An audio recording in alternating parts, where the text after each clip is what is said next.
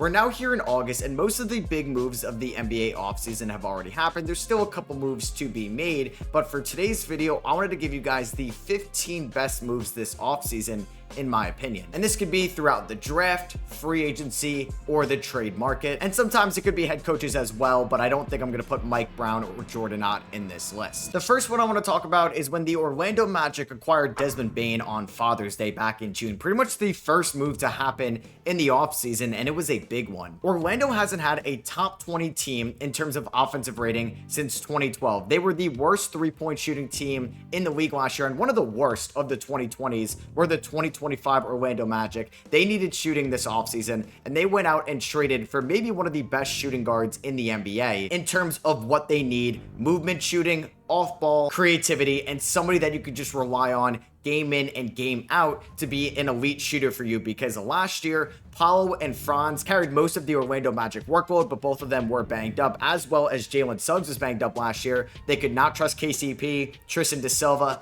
Anthony Black with their three-point shooting either. Cole Anthony, Jonathan Isaac, a lot of guys were inconsistent, even Wendell Carter Jr. Nobody could really shoot consistently in Orlando last year, so they went out and acquired Desmond Bane, who has shot 38% or better from three in each of the 5 years of his career. He played 4 years at TCU from 2017 to 2020 and also shot 38% from three as a freshman, 46% from three as a sophomore, 42% from three as a junior, and 44% from three as a senior. So basically over the last 9 years of Desmond Bane's career, he's averaging over 40% from three. And the Magic can also stomach the loss they gave up as well in this deal. They traded away the 16th pick in the draft. We know Memphis used that to go up and get Cedric Howard. The most valuable thing they gave up was pretty much the Phoenix-Washington swap next year in 2026, basically the swap worst between Phoenix and Washington, which could definitely be a top 10 pick in the draft. They gave up their 2028 and 2030 unprotected first rounders and a top 2 protected swap in 2029. And the players they gave up were KCP, who was a disaster signing from the 2024 offseason, and Cole Anthony's expiring contract. They have their core, they have their foursome between Suggs,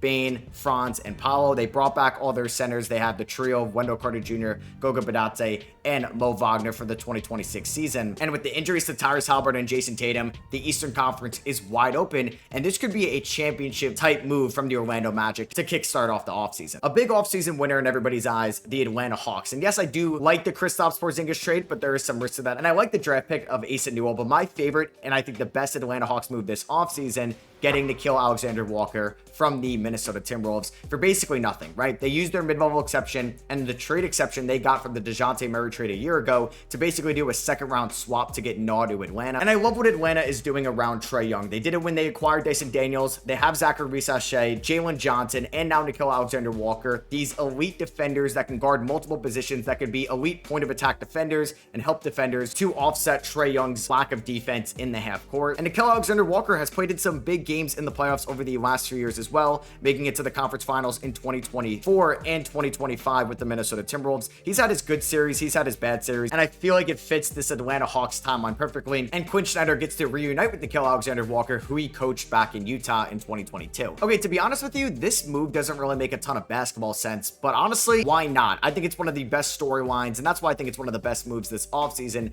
Damian Lillard reuniting with the Portland Trailblazers. So it was a major shocker when the Milwaukee Bucks stretched and waived Damian Lillard this offseason to have the cap space to go out and sign Miles Turner. And Damian Lillard, who's most likely going to miss all of the 2026 season, was free to sign with any team he wanted to. So we can go to a contender like the Golden State Warriors, the Boston Celtics, the Houston Rockets. No, he's going back to the team that drafted him in 2012, the Portland Trailblazers. Now, who knows how Damian Lillard is going to look like when he's going to be 36 years old at the start of the 2027 season, coming off a major Achilles injury. And Damian Lillard is going to be making $14 million next year just from the Portland Trailblazers to rehab this Achilles injury. He's on the books for $13 million in 2027 and a player option of $14 million in 2028. But he's going to be in that locker room. He's going to be around the young guys like Denny Avdia, Tumani Kamara, Shaedon Sharpe, Donovan Clingan, and most importantly, Scoot Henderson. Now, I'm not really sure if Damian Lillard is going to be a little bit of a roadblock for Scoot Henderson to get 30+ minutes a night in 2027. It's going to be a big year 3 this upcoming season for Scoot in Portland. But Damian Lillard is definitely going to outplay his $13 million cap hit, 8% of the team's cap space in 2027. He's also going to bring a lot of fans back to the arena. But I do wonder how this backcourt looks with Scoot, Sharp, Dame, and Drew all in a year from now. So the Portland Trailblazers were able to reap the benefits of the Milwaukee Bucks waiving Damian Lillard, while the LA Clippers were also able to reap the benefits of the Phoenix Suns waiving and stretching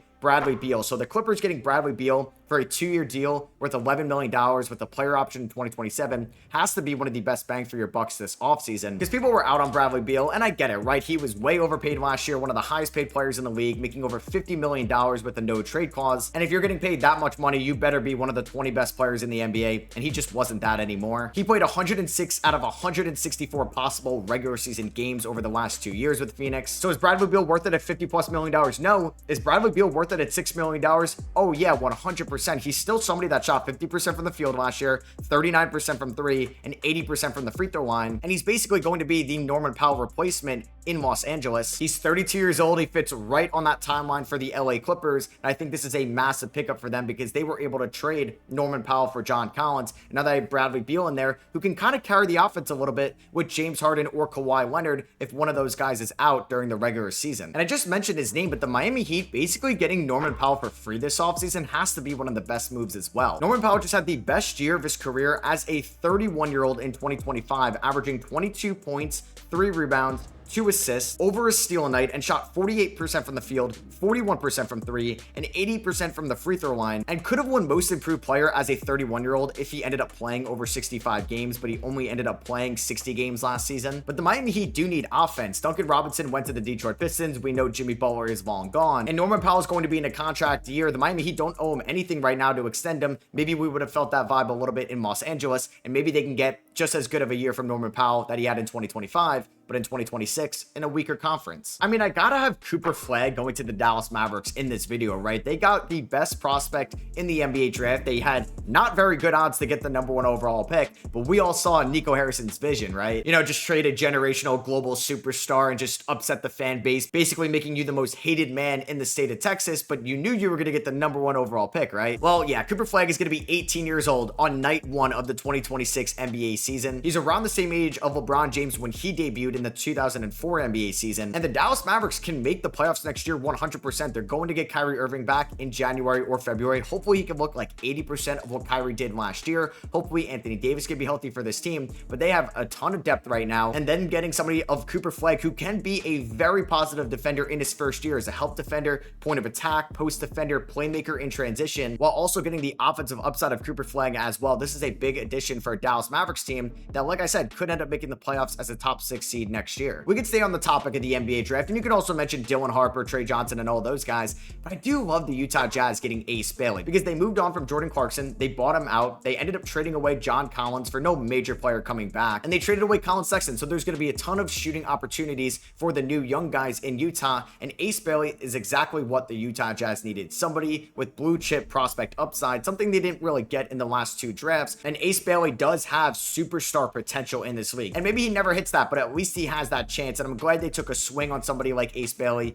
even if he didn't want to get drafted by the Jazz. He's somebody that's 6'9" that can handle the ball like a guard. That's honestly an underrated defender as well. But we'll see if the shot selection, the shot diet, and the playmaking ability gets better with the Jazz, but he's going to be able to have the ups and downs because the Jazz aren't going to be competing anytime soon. A couple underrated free agency signings I loved. Larry Nance Jr. to the Cleveland Cavaliers. We no longer have to watch Tristan Thompson in the big man rotation in Cleveland. They have Evan Mobley, they have Jared Allen playing majority of the minutes, but Larry Nance Jr. I think is an underrated big man in this league. He's 32 years old. He's a veteran that can also space the floor. He shot 44% from 3 last year in 24 games with the Hawks, shooting around 3 threes a night. And you can run some lineups with Evan Mobley at the 5 and Larry Nance Jr. at the 4, and that's going to give you some upside defensively and also some floor spacing on the offensive end of the floor. I'm glad they got a veteran, a good rebounder, and a smart big man for basically the veteran minimum. Another 1+1 signing I loved, the Knicks getting Gershon Yabusele. I was really shocked the 76ers didn't bring him back. Gershon returned to the NBA last season and had a career year. He was drafted by the Boston Celtics in the first round of the 2016 draft, did not play in the NBA since 2019. Then he was a standout of the 2024 Olympics for Team France. Last year, for a disastrous 76ers team, he played 70 games, started 43 of them, shot 50% from the field,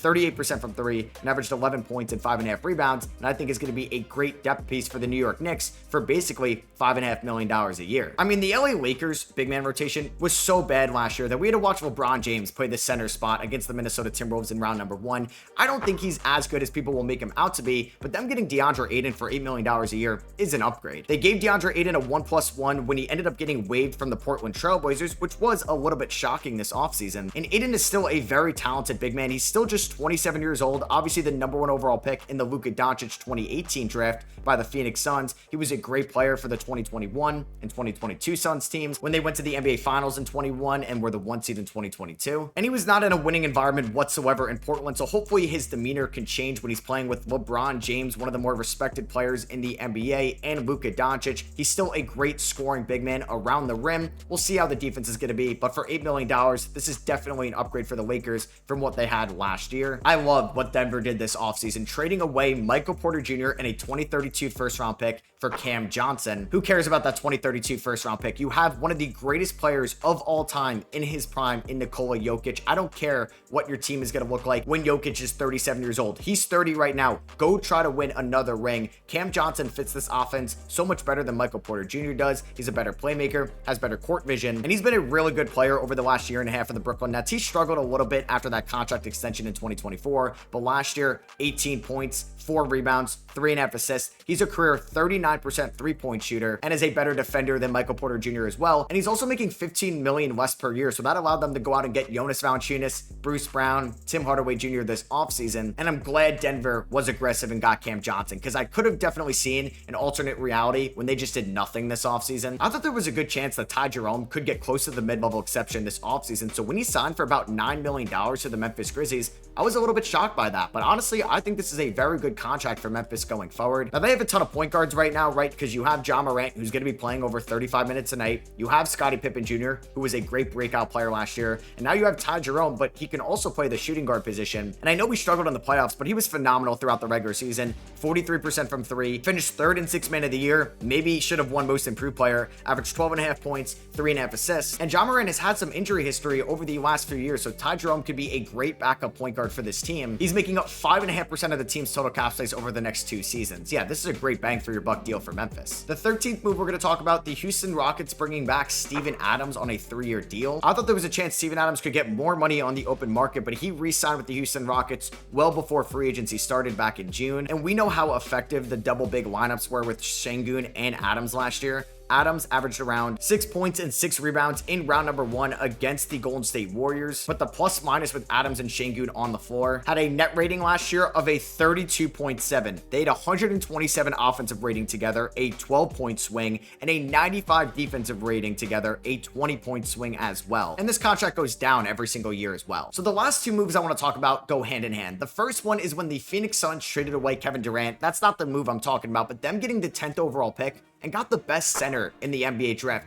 I was very shocked when Kaman Maliwatch, somebody the Suns desperately needed, fell to them at number 10. And there's going to be some growing pains with Kaman. I don't think he's fully NBA ready. He's still 18 years old. He only has a few years of basketball experience under his belt. But the Suns had one of the worst big man groups in the league last year. It is very improved this offseason, getting Mark Williams and Kaman Maliwatch in the draft. 7'2", massive wingspan, could be an elite shot blocker in the NBA one day. And I think playing with Devin Booker is going to do wonders for his development. So I'm really glad they were able to get somebody that can help them long-term like Kaman, than taking a high floor prospect in the draft. I'm glad they went with the high ceiling guy. But yes, the final move we're going to talk about, maybe save the best player for last, Kevin Durant to the Houston Rockets. This was a team that was the 2 seed last year. They desperately needed that true number 1 guy. Maybe they thought Jalen Green could be that, but maybe he'll be that one day. They just couldn't wait for him. So they went out and got one of the greatest players in NBA history that is still playing at a very high level, even though he's going to be 37 next year, Kevin Durant. Kevin Durant last year for the Suns played 62 games. He averaged 26 points, 4 assists, 6 rebounds on still video game-like efficiency, 52% from the field,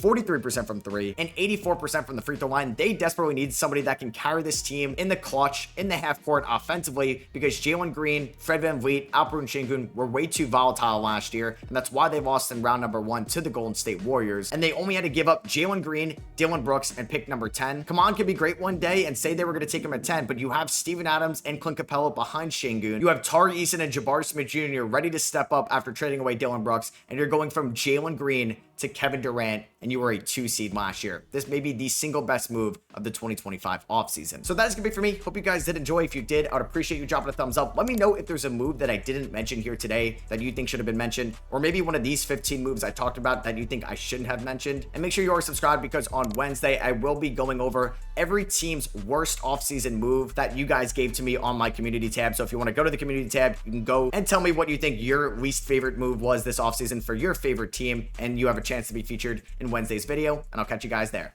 Peace.